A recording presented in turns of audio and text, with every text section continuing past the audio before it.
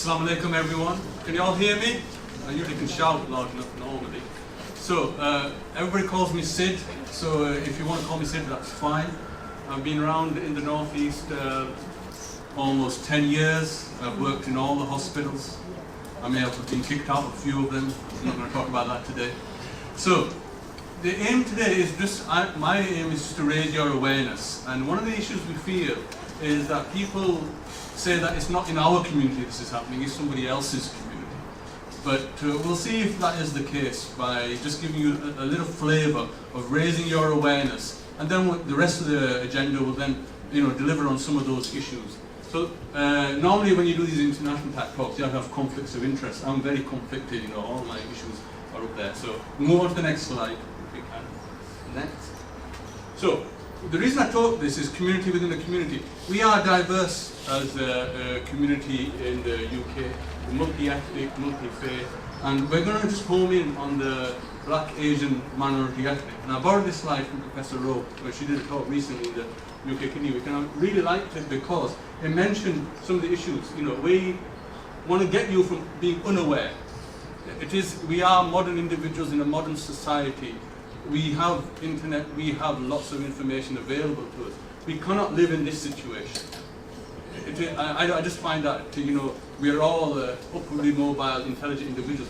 We need to move to aware of any issue. So this issue we are going to talk about, obviously, is organ donation, and then make our own informed choices, accept, act, and advocate. Obviously, some of us are more along the journey than others, but to be staying in that state, you go around and you talk about organ, and you know what the normal response is? I'm not sure. I'm not sure. Islam has been around a long time. We have many leaders. This issue has been around longer than I've been living, longer than most of you have been living. Why are we still unsure? So I don't know the answers, but hopefully we can get somewhere with that. This is a large, big slide. I don't want to look at it all together. This is now just setting the scene. In this country, we have about 4.8% of the UK population, which is 66 million, is Muslim. 2.7 million Muslims in this country. Just remember that, we're 4.8%. Remember that figure if you just, for a few seconds, because it puts into context. And the other figures to remember, we are a young generation. A lot of the people in our communities are less than 65. We are a young generation, will be getting older, with all the issues of old disease, with the disease that comes with that. So that's worth remembering. And high achievers, a lot of, only in 2011, this is census data from 2011, only 26% do not have a degree. The rest of the people are degree level individuals. And guess what? They're unaware. Degree level people unaware.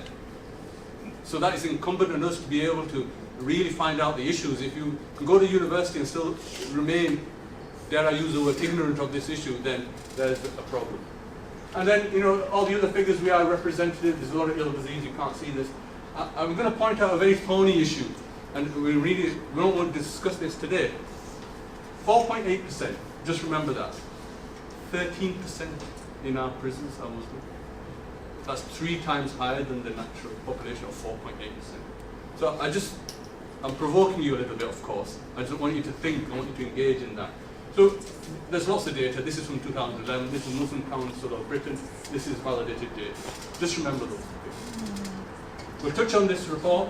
We'll touch on this report as well, and we'll look at some of the data. So this country is a modern country, has a lot of information. It's there for us to use that information. So this is the latest report we have. Most of my colleagues are aware of this. And these are the top statements that's coming out of it. So let's talk about these. Key stats. A third of people, that's 35%, on the kidney waiting list are from Black, Asian, minority ethnic. 4.8% are Muslim, but 35% on the waiting. Now, obviously, these are not all Muslims, but you can see a lot of people from Black, Asian, minority ethnic are on the transplant waiting list. 28% of UK kidney transplants in 2017-2018 were from Black, Asian, or minority. So we're underrepresented, but we use a large resource.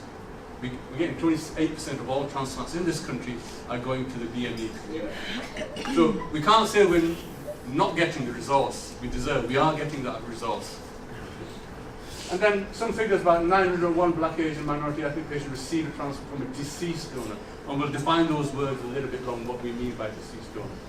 And then, because of this, as you could imagine, there's a lot of use of resource, 28% going to this small community, and so people are waiting longer. And I'm going to touch on that with a couple of patients I've got who are discussing their issues today. So if you're from the Black, Asian, minority ethnic, you wait about 2.5 years, maybe actually longer. That's things underrepresented in this report, but I want to say about, you wait 3 years or even longer. And then if you're a white person, you wait about 2 years. And that's not discrimination, it's because of the under-resource of donation from that community. It's not because they're disparately getting those kidneys. So it's important to remember why that data exists. And then those providing the kidneys, so those who are on the organ donor register already, only 1% are Asian.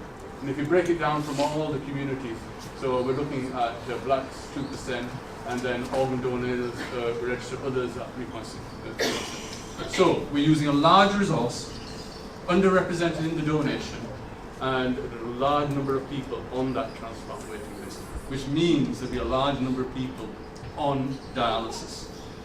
And I will touch on what dialysis means with my patients we'll look next. We are in this situation.